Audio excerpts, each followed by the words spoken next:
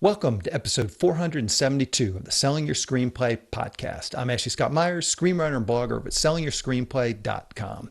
Today I am interviewing screenwriter, director, and fitness expert Barry J. He came to Los Angeles in the 80s to be a songwriter, eventually found fitness, founded Barry's Bootcamp, which was a big success and has grown to over 90 fitness locations. But he always loved movies, so now that's what he's doing. He's writing and directing indie feature films. I have him on today to talk about his latest film, a drama thriller called The Way Out. So stay tuned for that interview. SYS's six-figure screenplay contest is open for submissions. Just go to www.sellingyourscreenplay.com/contest. Our early bird deadline is March 31st, so if your script is ready, definitely submit now to save some money. We're looking for low-budget shorts and features. I'm defining low budget as less than six figures, in other words, less than $1 million US. We've got lots of industry judges reading the scripts. In the later rounds, we're giving away thousands in cash and prizes. We've had a number of options and sales from the contest, and this is only our fourth year, so we're getting a nice little bit of traction with these scripts.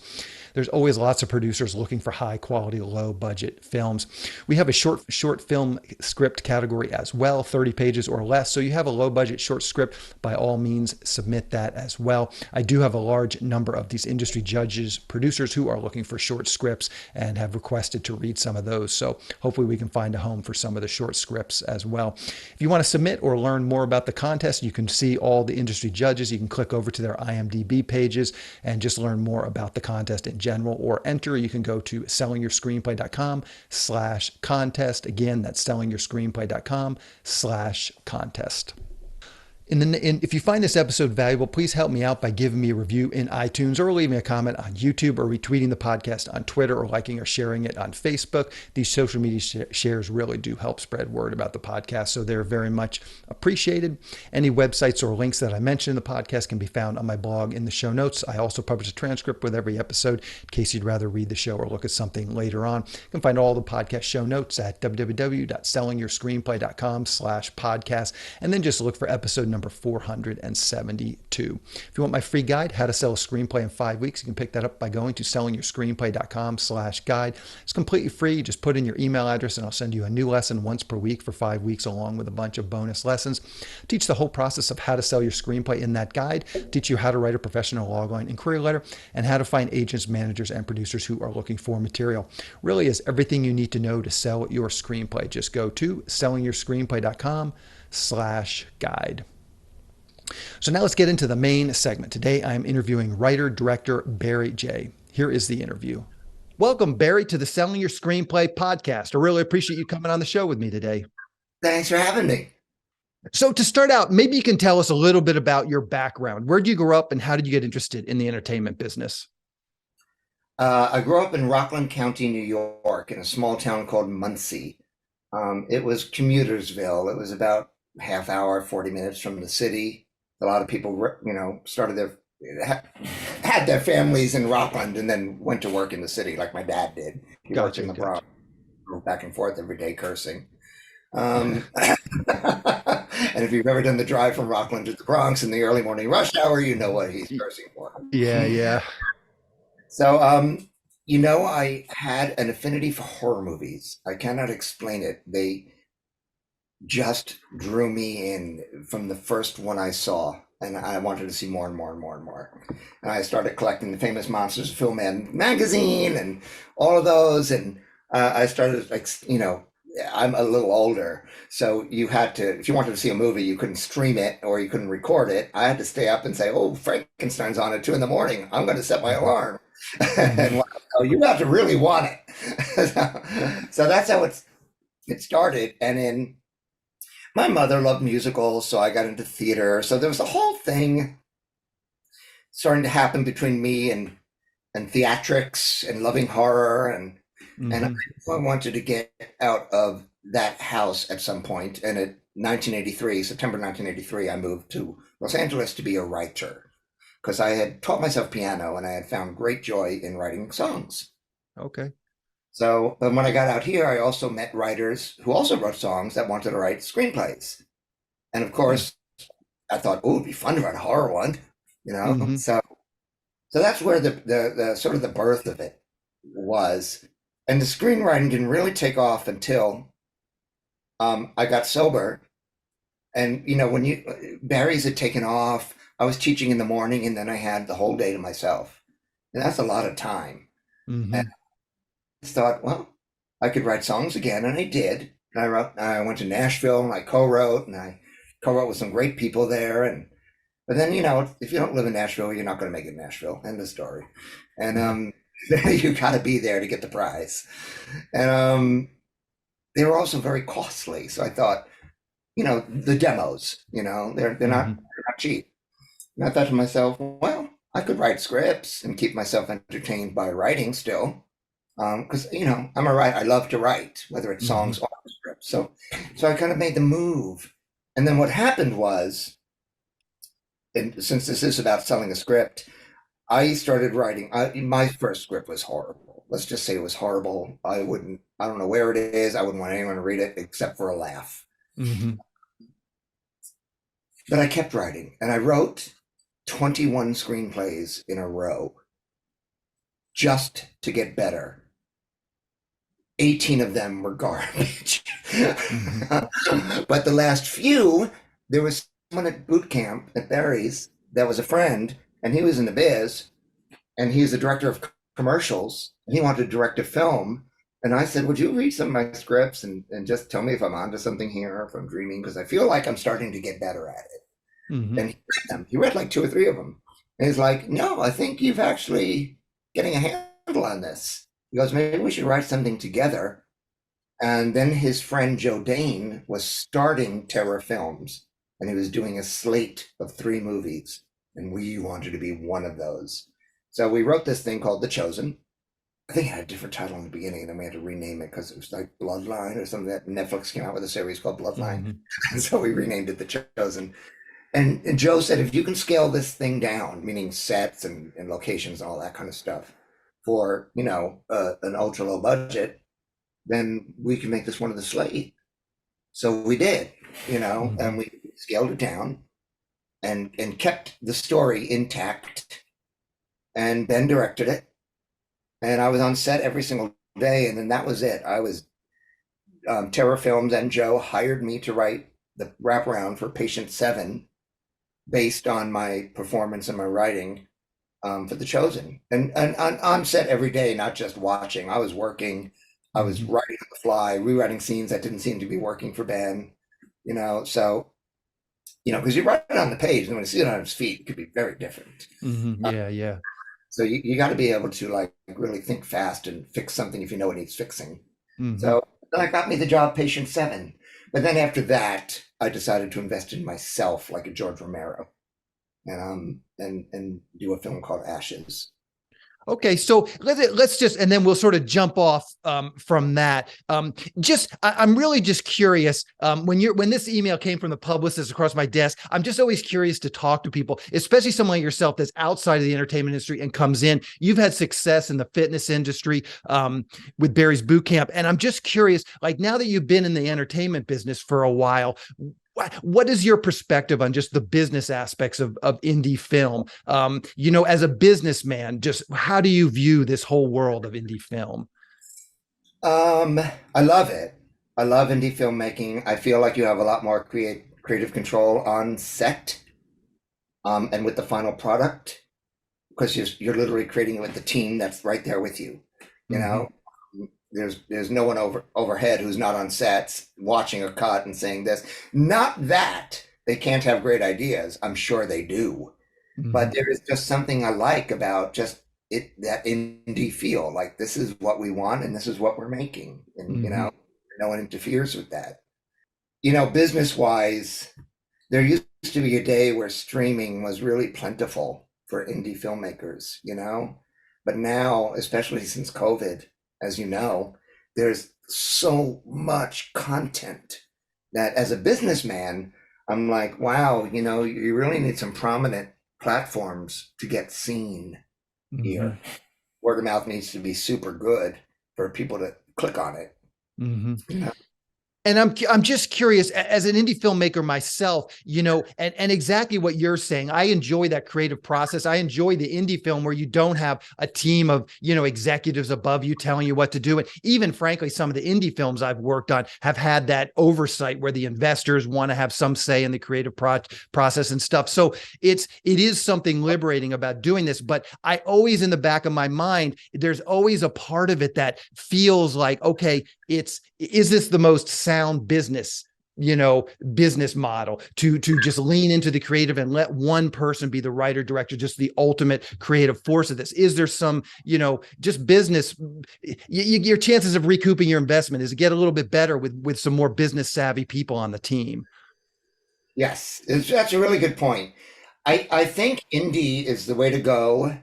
Look, if you hit big with indie, like paranormal or whatnot, Mm-hmm. great, great, amazing. Yeah, You can yeah. keep do it all you want. But if you're making indie films that aren't turning profits and aren't or profits that aren't that great, at some point I had to say to myself, it's film school and it's examples of my work. And I'm not an idiot. If Universal threw $5 million at me and said make a horror movie, absolutely I would say yes. I would be thinking about the executives who have a say in it. Mm-hmm. I'd be like, yes, I Yeah, want to do yeah. this. Yeah. I got by doing my indie films, all the better.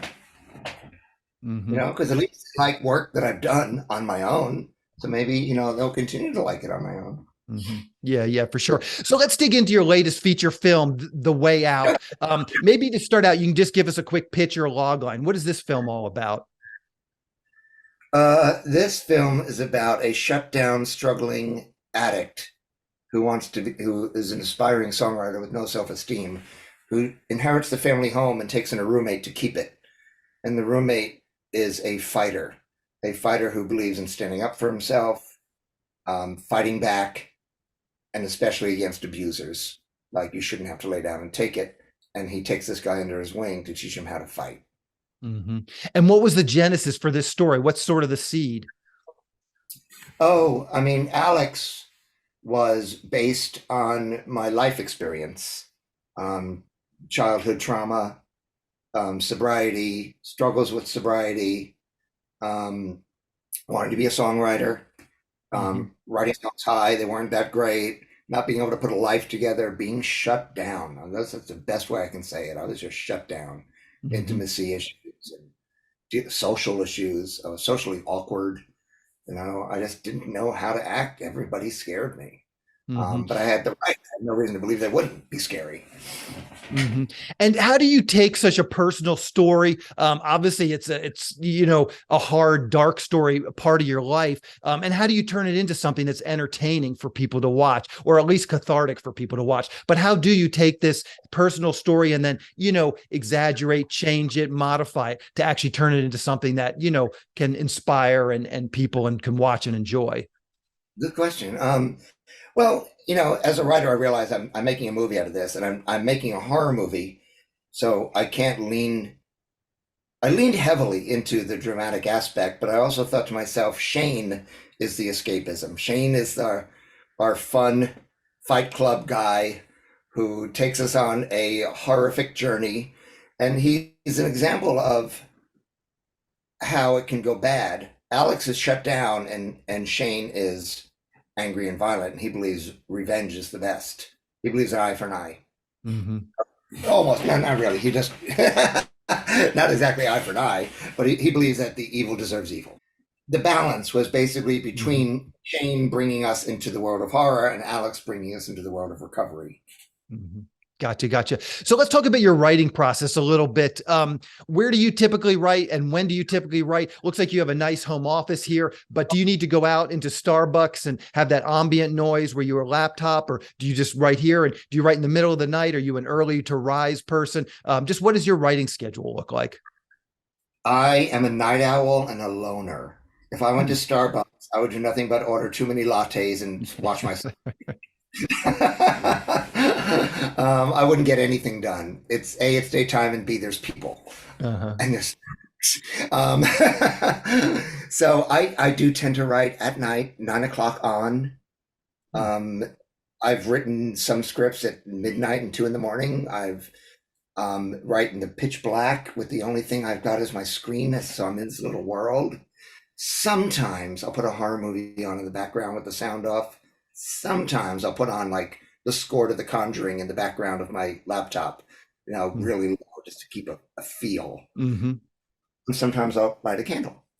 But usually it's just blackness and darkness and me. And that's, I'm a loner by nature. Even though I'm married with 4 dogs, I just am. I just do well very alone. I think that's what I loved about writing anyway, was you can do so much of it alone. Yeah, yeah. And just take us through your process of coming up with this story. How much time do you spend like in outlining stages with index cards, notebook, and then how much time do you spend actually opening final draft, cranking out script pages? What does that balance look like for you? First, the idea comes in the outline. The first thing I think about is the characters in the title and even the poster. Like, what would the poster for this thing look like? Mm-hmm. Because what's everyone going to see before they get in there? They're going to see the poster and the trailer, So I put it together in my head. I usually know a beginning, middle, and end, but once I delve into the characters, once I started really defining who is Alex and who is Shane and who is Gracie and Veronica, they start speaking to me. I start hearing voices. I start seeing people who I can imagine playing them. And once the outline's done, I do not do index cards. I do not storyboard. I do a beat sheet. I have done a beat sheet, but if I have a thorough outline, then I won't need a beat sheet if the outline's thorough enough. And in this case, the outline was thorough enough. Mm-hmm. And then I'm sorry, go ahead. So no, then I open up final draft, and my favorite 2 words, fade in. Mm-hmm. And I just go and go and go. It could be a 1 hour a day write. It could be 4 hours a day. It could be 2 a.m. when I suddenly wake up with an idea. I just go to it. And when it's finally done, in comes the coverage people and producers and this, and everybody has their notes. And I go back and rewrite and rewrite and rewrite. I must have rewritten the way out 12 times. Huh. And let's talk about that development process. So you mentioned you have some script development people, producers, managers, or whomever. Maybe you can talk about that. How did you meet these people? Is there other ways maybe some of our listeners could find a similar support structure? And then how do you interpret those notes? Suppose someone gives you a note you don't agree with. Like, how do you sort of work that into your development process? But just start out with some of the logistics. How did you find these people and who are these people? Well, I met at Barry's. I met Carl Rumba, and Carl brought me to Mike and Nick Thur and Mike Manning, who plays Shane, and Nick's actually also in the movie too with a smaller role. And then they brought me to Artisha Mann Cooper, who became one of the producers. Okay. So through Barry's, through Carl, I found Mike and Nick, who brought me to Artisha. So that's how that happened. But Mike, from the very beginning, Mike has been my drill instructor. Mike knows this coverage person who does like 19 pages of notes, who does it for all the big agencies. Mm-hmm. He absolutely loved the script, but he still had 19 pages of notes. The first thing he says on the notes is, if you don't like any of these notes, don't use them. So it's pretty open. And I actually liked a lot of them, a whole lot. But there were things along the way that I had to become okay with. Not that I settled in that way. I mean, I had to see their point of view. I did rebuttal at first. I was like, no, that's not why this happens. This happens because of this, and this, and I love it.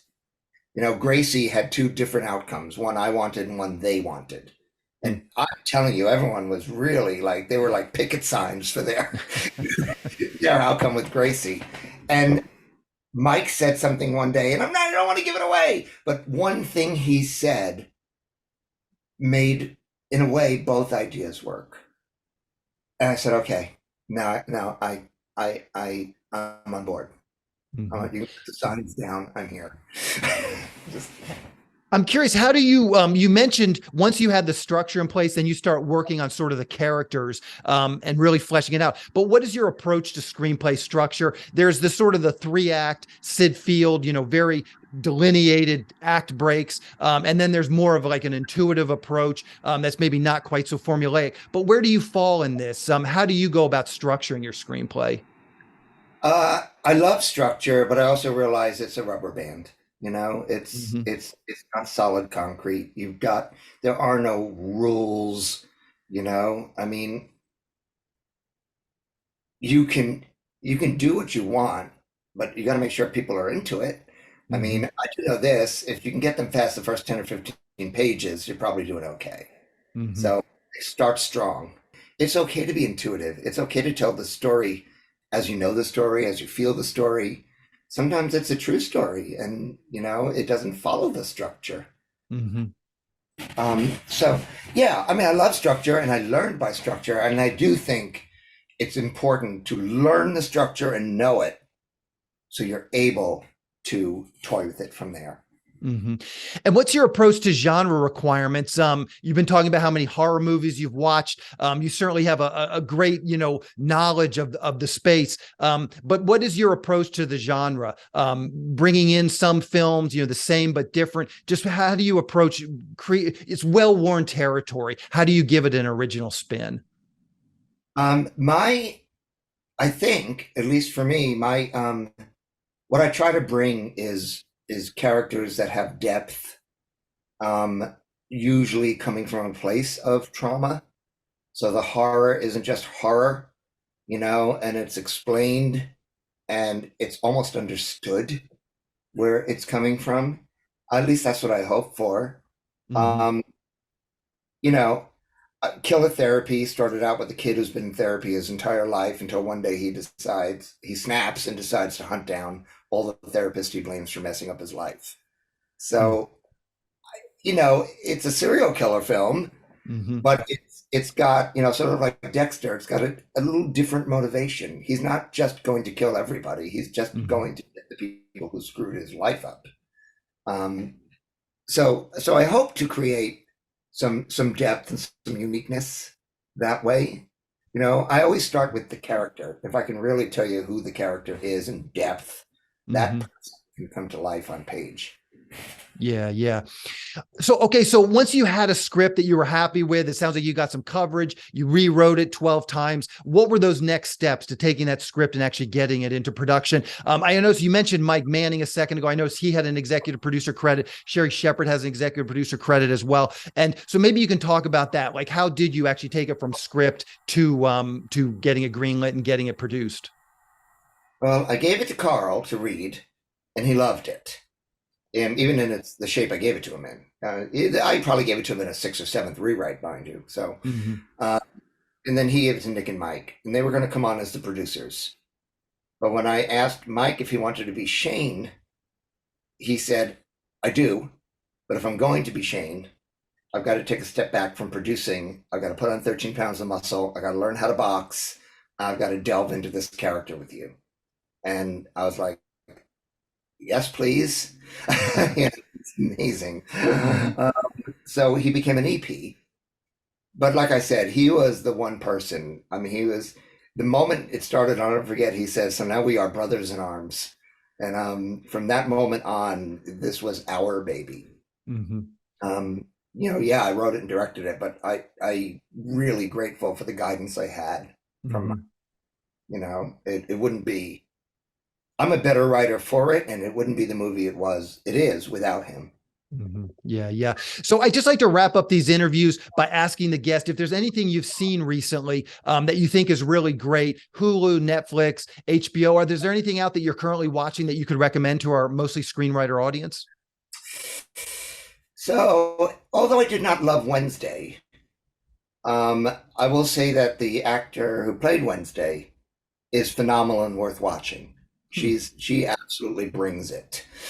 Okay. She does not phone in anything. She's amazing. Mm-hmm. Um, I'm mostly a cinephile, and I find films that are not always current. I mean, I watch the Goldbergs and Young Sheldon as far as TV goes, but that's Mm-hmm. kind of.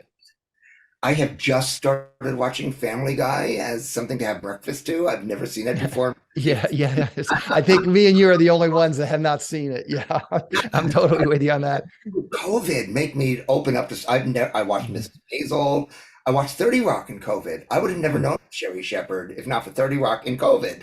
And Mhm. Precious. Because that's what made me know she could do drama. But I would say I just recently watched Elijah Wood in Maniac, Okay.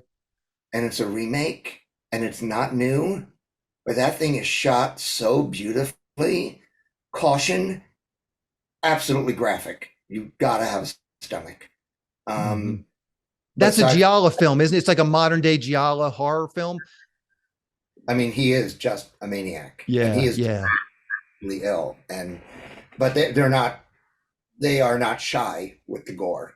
Hmm. But it's not about the gore. It is beautifully shot, and he is phenomenal in it. And I just recently watched it, and I've watched it 3 times. Hmm. Um, Yeah. Getting ready for my next film, and I love gleaning from great directors. Yeah, that's a great recommendation. Great for people. Maybe some a little under the radar. How can people see The Way Out? Do you know what the release schedule is going to be like for your film? February 10, we're going to be on. Terra Films has not told me exactly which platforms. They said that's news soon to come, but it will be Okay. all the major.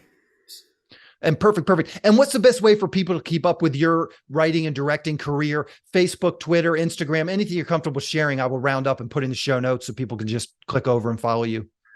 I'm on Instagram, and that's my only social media, really. I mean, The Way Out has its own social media on Twitter and on Okay. Instagram. Me personally, I'm at Barry Scares on Instagram. But caution ahead, I mostly post quotes of the day, Okay. Survivor, lessons, and Hmm. once in a while, when something comes out like the trailer, I'll post that for sure. But then I'll go Hmm. right back. Yeah, yeah, yeah. Gotcha, gotcha. So, well, Barry, I really appreciate you coming on and talking with me today. Good luck with this film and good luck with all your future films as well. You're awesome. Thank you, Ashley. Thank you. Thanks for We'll talk to you later. you got it. Bye bye. SYS's From Concept to Completion screenwriting course is now available. Just go to www.sellingyourscreenplay.com/screenwriting course. It will take you through every part of writing a screenplay, coming up with a concept, outlining, writing the opening pages, the first act, second act, third act, and then rewriting. And then there's even a module at the end on marketing your screenplay once it's polished and ready to be sent out. We're offering this course in 2 different versions. The first version, you get the course, plus you get 3 analyses from an SYS reader. You'll get 1 analysis on your outline, and then you'll get 2 analyses on your first draft of your screenplay. This is just our introductory price. You're getting 3 full analyses, which is actually the same price as our 3-pack analysis bundle. So you're essentially getting the course for free when you buy the 3 analyses that come with it. And to be clear, you're getting our full analysis with this package. The other version doesn't have the analysis, so you'll have to find some friends or colleagues who will do the feedback portion of the course with you. I'm letting SYS Select members do this version of the course for free. So if you're a member of SYS Select, you already have access to it. You also might consider that as an option. If you join SYS Select, you will get the course as part of that membership too. A big piece of this course is accountability. Once you start the course, you'll get an email every Sunday with that week's assignment. And if you don't complete it, we'll follow up with another reminder the next week. It's easy to pause the course if you need to take some time off, but as long as you're enrolled, you'll continue to get reminders for each section until it's completed. The objective of the course is to get you through it in 6 months so that you have a completed, polished screenplay ready to be sent out. So if you have an idea for a screenplay and you're having a hard time getting it done, this course might be exactly what you need. If this sounds like something you'd like to learn more about, just go to www.sellingyourscreenplay.com/screenwriting course. It's all one word, all lowercase. I will, of course, link to the course in the show notes, and I will put a link to the course on the homepage up in the right-hand sidebar. On the next episode of the podcast, I'm going to be interviewing producer and screenwriter Greg Lyon. He is an independent producer living in the San Francisco Bay Area. He comes on to talk about his projects and offers up some great insight into the writing and producing process. He has worked as a writer and he has worked as a producer on a good number of projects. So he comes at it from a very practical standpoint, gives some great advice on making the most out of your screenplay, just from a producer's standpoint. He's also one of our industry judges for this year's SYS Six-Figure Screenplay Contest. So keep an eye out for that episode next week. That's our show. Thank you for listening.